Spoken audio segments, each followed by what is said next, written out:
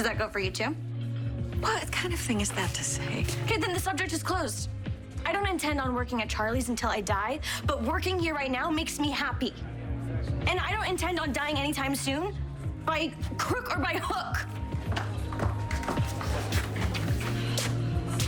She's all you. What do the test results say? Can we make a call on Brando's cause of death? The stab wound didn't kill Brando. The weapon was laced with a toxin, a poison.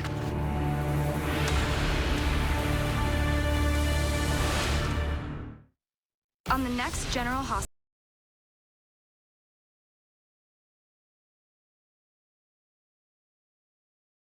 Do this the hard way? That's fine with me. Live from ABC 7, this is Eyewitness News. Former President Trump facing a new lawsuit, this time from the New York Attorney General, accusing him and his company of fraud. The Federal Reserve taking aggressive action to fight the record high inflation, how the latest interest hike will impact your wallet. And a brush fire erupts in the Shadow Hills area. Fire crews working to put out the fire that's already burned 20 acres. Thanks for joining us. I'm Philip Palmer, in for Ellen Leva. And I'm Colleen Sullivan. You're watching Eyewitness News at 3 live on ABC 7, Hulu, and wherever you stream. More legal trouble for the former president of the United States. New York's Attorney General suing Donald Trump and 3 of his children for alleged fraud. The lawsuit claims Trump overvalued his real estate assets and cheated lenders. ABC's Jay O'Brien has the latest from Washington. Claiming you have money that you do not have does not amount to the art of the deal. It's the art of the steal. New York Attorney General Letitia James announcing a $250 million civil suit alleging fraud by former President Donald Trump, 3 of his children, Donald Jr., Ivanka, and Eric, the Trump Organization, and 2 of its executives, including Alan Weisselberg.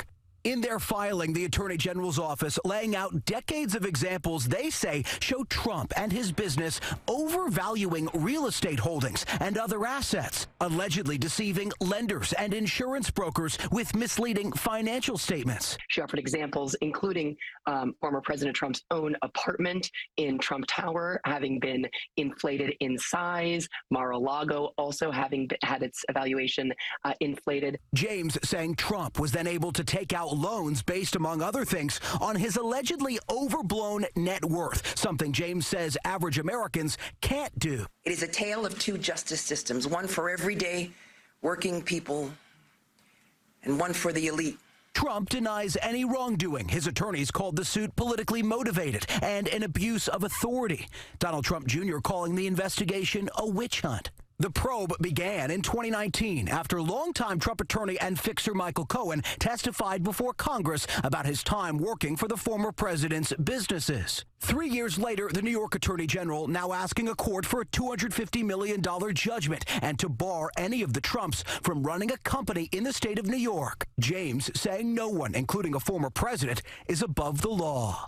This is a civil case, but James did say she made criminal referrals to the IRS and federal prosecutors in New York. It's one of a series of investigations swirling around the former president, including a federal probe into those classified documents seized at Mar-a-Lago.